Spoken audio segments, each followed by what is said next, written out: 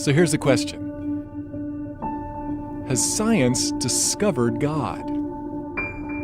Well, Einstein didn't believe it was possible, but Stephen Hawking said it might be the greatest scientific discovery of all time. So, what discovery has baffled the greatest scientific minds of the past century, and why has it caused them to rethink the origin of our universe?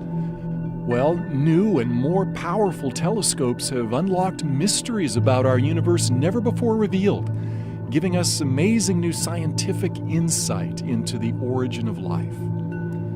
Has science discovered God? But wait a minute. Hasn't science proven we don't need God to explain the universe? What is it about this discovery that is so fundamentally different, and why has it stunned the scientific world? Well, this discovery, along with what molecular biologists have learned about the sophisticated coding within DNA, have many scientists now admitting that the universe and life itself appear to be part of a grand design. One cosmologist put it this way: many scientists, when they admit their views, incline toward the design argument.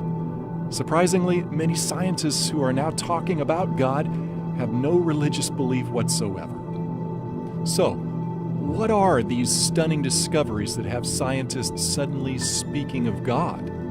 Well, there are three revolutionary discoveries from the fields of astronomy and molecular biology that really stand out. One, the universe had a beginning. Two, the universe is just right for life. And three, DNA coding reveals intelligence. The statements leading scientists have made about these discoveries may shock you. Let's take a look. The universe had a one-time beginning. Since the dawn of civilization, man has gazed in awe at the stars, wondering what they are and how they got there. Although on a clear night the unaided human eye can see only about 6,000 stars, Hubble and other powerful telescopes reveal there are a billion trillion stars clustered in over 100 billion galaxies. In fact, our sun is like one grain of sand amidst the world's beaches. But prior to the 20th century, the majority of scientists believed our own Milky Way galaxy was the entire universe, and that only about 100 million stars existed. Most scientists of the past believed that our universe never had a beginning. They believed that mass, space, and energy that compose our entire universe had always existed. But in the early 20th century, astronomer Edwin Hubble discovered that the universe is expanding.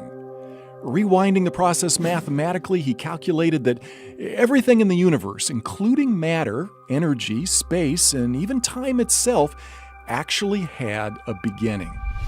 Well, shockwaves hit the scientific community. Many scientists, including Einstein, reacted negatively. In what Einstein later called the biggest blunder of my life, he fudged the equations to avoid the implication that the universe had a beginning. Well, perhaps the most vocal adversary of the idea that the universe had a beginning was British astronomer Sir Frederick Hoyle, who sarcastically nicknamed the creation event a Big Bang. He stubbornly held to his steady-state theory that the universe had always existed. Well, so did Einstein and other scientists until the evidence for a beginning became overwhelming. The logical conclusion was like the proverbial elephant in the room, namely that something or someone beyond scientific investigation must have started it all. Then finally, in 1992, the COBE satellite experiments proved that the universe really did have a one-time beginning in an incredible flash of light and energy. Although some scientists called it the moment of creation, most preferred referring to it as the Big Bang. Astronomer Robert Jastrow tries to help us imagine how it all began. The picture suggests the explosion of a cosmic hydrogen bomb. The instant in which the cosmic bomb exploded marked the birth of the universe. So the conclusion is, everything in the universe came from nothing. Science is unable to tell us what or who caused the universe to begin, but some believe it clearly points to a creator. British theorist Edward Milne wrote a mathematical treatise on relativity, which concluded by saying, "As to the first cause of the universe, in the context of expansion, that is left to the reader to insert, but our picture is incomplete without him." Another British scientist, Edmund Whittaker, attributed the beginning of our universe to divine will constituting nature from nothingness. Many scientists were struck by the parallel of a one-time creation event from nothing with the biblical creation account in Genesis 1:1. Prior to this discovery, many scientists regard the biblical account of creation from nothing as unscientific.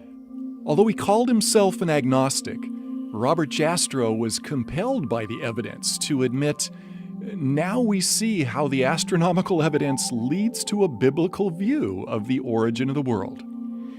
Another similar statement came from agnostic George Smoot, the Nobel Prize-winning scientist in charge of the Kobe experiment.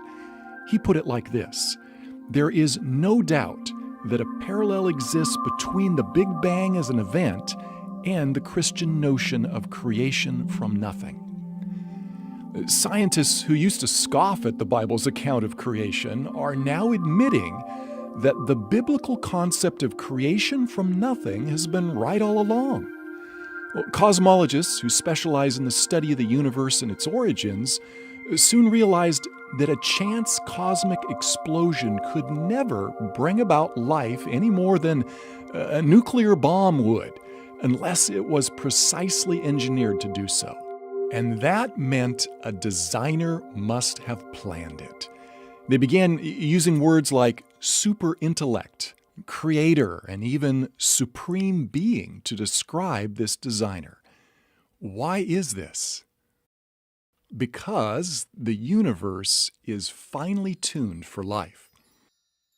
Physicists calculated that for life to exist, gravity and the other laws of physics that govern our universe needed to be intricately tuned just right, or our universe couldn't exist.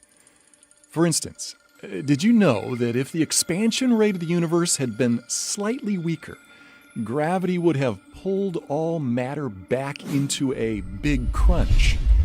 We're not talking about merely a 1 or 2% reduction in the universe's expansion rate.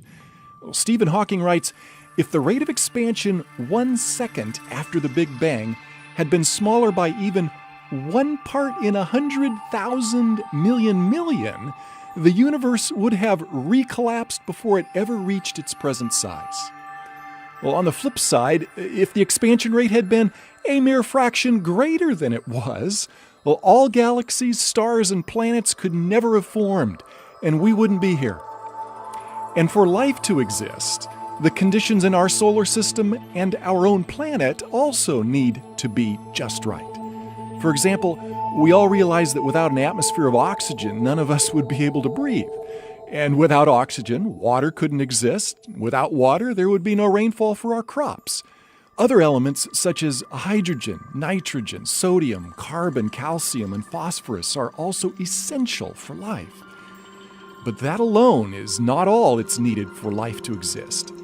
The size, temperature, relative proximity, and chemical makeup of our planet, sun, and moon also need to be just right. And there are dozens of other conditions that needed to be exquisitely fine-tuned, or we wouldn't be here to think about it. Scientists who believe in God may have expected such fine-tuning, but atheists and agnostics were unable to explain the remarkable, quote-unquote, coincidences. Theoretical physicist Stephen Hawking, an agnostic, writes, "The remarkable fact is that the values of these numbers seem to have been very finely adjusted to make possible the development of life." It all brings us to one question: the universe, accident or miracle? But couldn't this fine-tuning be attributed to chance? After all, odds makers know that even long shots can eventually win at the racetrack, and against heavy odds, lotteries are eventually won by someone. So, what are the odds against human life existing by chance from a random explosion in cosmic history? Well, for human life to be possible from a big bang utterly defies the laws of probability. One astronomer calculates the odds at less than one chance in a trillion, trillion, trillion, trillion, trillion, trillion, trillion, trillion, trillion, trillion, trillion, trillion. In other words, it would be far easier for a blindfolded person in one try to discover one specially marked grain of sand out of all the beaches of the world. Look at it this way. The odds of one random Big Bang producing life as we know it would be like one person winning over 1,000 consecutive mega million-dollar lotteries after purchasing only a single ticket for each. Not very likely? Really quite impossible, unless it was fixed by someone behind the scenes, which is what everyone would think. And that is what many scientists are concluding. Someone behind the scenes designed and created the universe. Well, this new understanding of how miraculous human life is in our universe led the agnostic astronomer George Greenstein to ask, is it possible that suddenly, without intending to, we've stumbled upon the scientific proof of the existence of a supreme being? However, as an agnostic, Greenstein maintains his faith in science rather than a creator to ultimately explain our origins. Robert Jastrow explains why some scientists are reluctant to accept a transcendent creator. He says, there is a kind of religion in science. It is the religion of a person who believes there is order and harmony in the universe. This religious faith of the scientists is violated by the discovery that the world had a beginning under conditions in which the known laws of physics are not valid, and as a product of forces or circumstances we cannot discover.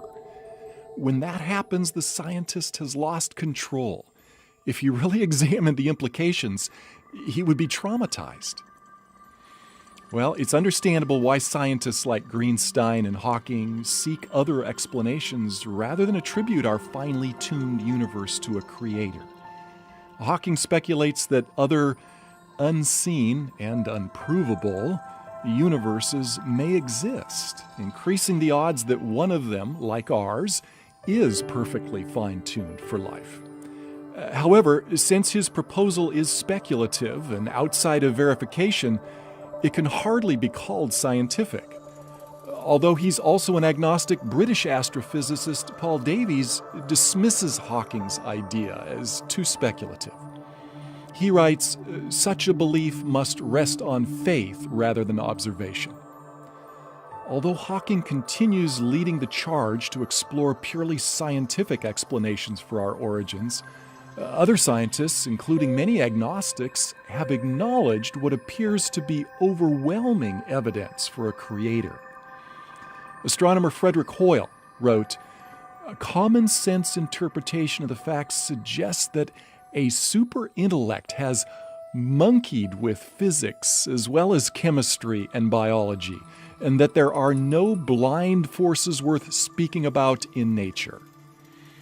Although Einstein wasn't religious and didn't believe in a personal God, he called the genius behind the universe an intelligence of such superiority that compared with it, all the systematic thinking and acting of human beings is an utterly insignificant reflection. Atheist Christopher Hitchens, who spent much of his life writing and debating against the existence of God, was most perplexed by the fact that life couldn't exist if things were different by just 1 degree or 1 hair. Davies acknowledges, there is for me powerful evidence that there is something going on behind it all. It seems as though somebody has fine-tuned nature's numbers to make the universe. The impression of design is overwhelming. But astronomy is not the only area where science has discovered evidence for design. There is another discovery DNA, the language of life. As recent as 1953, molecular biologists discovered intricately complex design in the microscopic world of DNA. This tiny molecule has been called the brains behind each cell in our body, as well as every other living thing. Yet the more they discover about DNA, the more amazed they are at the brilliance behind it. Scientists who believe the material world is all that exists, like Richard Dawkins, argue DNA evolved by natural selection without a creator. Yet even most ardent evolutionists admit that the origin of DNA's intricate complexity is unexplainable. DNA's intricate complexity caused its co-discoverer, Francis Crick, to believe that it could never have originated on Earth naturally. Crick, an evolutionist, believed life is too complex to have originated on Earth and must have come from outer space. He wrote, "An honest man, armed with all the knowledge available to us now, could only state that, in some sense, the origin of life appears at the moment to almost be a miracle. So many are the conditions which would have had to have been satisfied to get it going." The coding behind DNA reveals such intelligence that it staggers the imagination. A mere pinhead volume of DNA contains information equivalent to a stack of paperback books that would encircle the Earth 5,000 times. And DNA operates like a language with its own extremely complex software code. Microsoft founder Bill Gates says that the software of DNA is far, far more complex than any software we have ever developed. Richard Dawkins and other evolutionary biologists believe that all this complexity originated through natural selection. Yet, as Crick, a Nobel Prize winner, remarked, natural selection could never have produced the first molecule. Many scientists believe that the coding within the DNA molecule points to an intelligence far exceeding what could have occurred by natural causes. In the early 21st century, noted atheist Anthony Flou's lifelong unbelief came to an abrupt end when he studied the remarkable intelligence behind DNA. Flou explains what changed his position. "What I think the DNA material has done is to show that intelligence must have been involved in getting these extraordinarily diverse elements together. The enormous complexity by which the results were achieved looked to me like the work of intelligence. It now seems to me that the finding of more than 50 years of DNA research have provided materials for a new and enormously powerful argument to design." Although Flou was not a Christian, he admitted that the software behind DNA is far too complex to have originated without a designer. All this scientific evidence leads us to honestly consider that life and the universe have the fingerprints of a creator. Are scientists now convinced that a creator has left his fingerprints on the universe? Although many scientists are still bent on squeezing God out of the universe, most recognize the religious implications of these new discoveries. In his book, The Grand Design, Stephen Hawking, who doesn't believe in a personal God, attempts to explain why the universe doesn't need God. Yet when faced with the evidence, even Hawking has also admitted there must be religious overtones. But I think most scientists prefer to shy away from the religious side of it. As an agnostic, world-renowned astronomer Robert Jastrow had no Christian agenda behind his conclusions. However, he freely acknowledges the compelling case for a creator. He writes of the shock and despair experienced by scientists who thought they had squeezed God out of their world. These are his words. "For the scientist who has lived by his faith in the power of reason, the story ends like a bad dream. He has scaled the mountains of ignorance. He's about to conquer the highest peak. And as he pulls himself over the final rock, he is greeted by a band of theologians who have been sitting there for centuries. So, what if, after all, there is a creator? If there is a superintelligent creator, the question arises, what is he like? Is he just some cosmic force like in Star Wars, or is he a personal being like us? Well, since we're personal and relational beings, wouldn't the one who created us also be personal and relational? Many scientists, like Arthur L. Shavlov, professor of physics at Stanford University and winner of the Nobel Prize in Physics, believe that these new discoveries provide compelling evidence for a personal God. He writes, "It seems to me that when confronted with the marvels of life in the universe, one must ask why and not just how. The only possible answers are religious. I find a need for God in the universe and in my own life." If God is personal, and since He has given us the ability to communicate, wouldn't we expect Him to communicate with us and let us know why we are here? Well, as we've seen, science is unable to answer questions about God and the purpose for life. However, since the Bible was right about creation from nothing, might it also be trustworthy regarding God, life, and purpose? 2,000 years ago, a man set foot on our planet who claimed to have the answer to life. Although his time on Earth was brief, his impact changed the world and is still felt today. His name is Jesus Christ.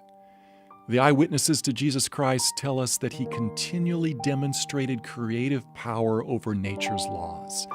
They tell us He was wise, humble, and compassionate. He healed the lame, deaf, and blind. He stopped raging storms instantly, created food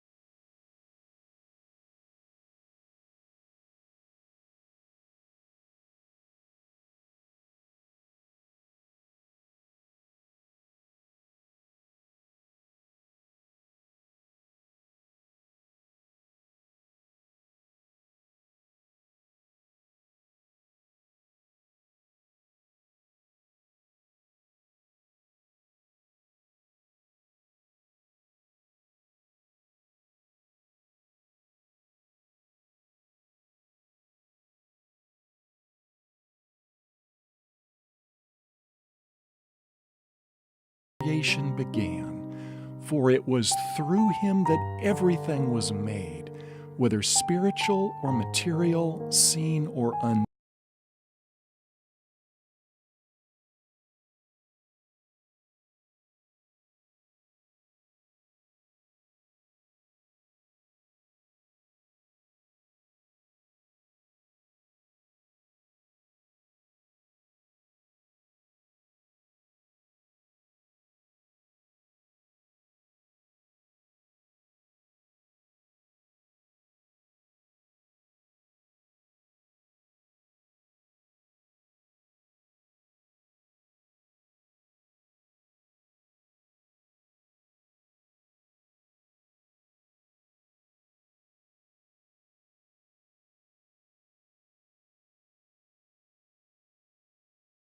And it was necessary for Him to rise from the dead so that we too could have life after death. As the Creator, Jesus certainly would have power over life and death, and those closest to Him claim they saw Him alive after He died and was buried for 3 days. If they were wrong, then Christianity's been founded upon a lie. But if they were right, such a miracle would substantiate all Jesus said about God, Himself, and us. But must we take the resurrection of Jesus Christ by faith alone, or is there solid historical evidence? Several skeptics began investigations into the historical record to prove the resurrection account false. What did they discover?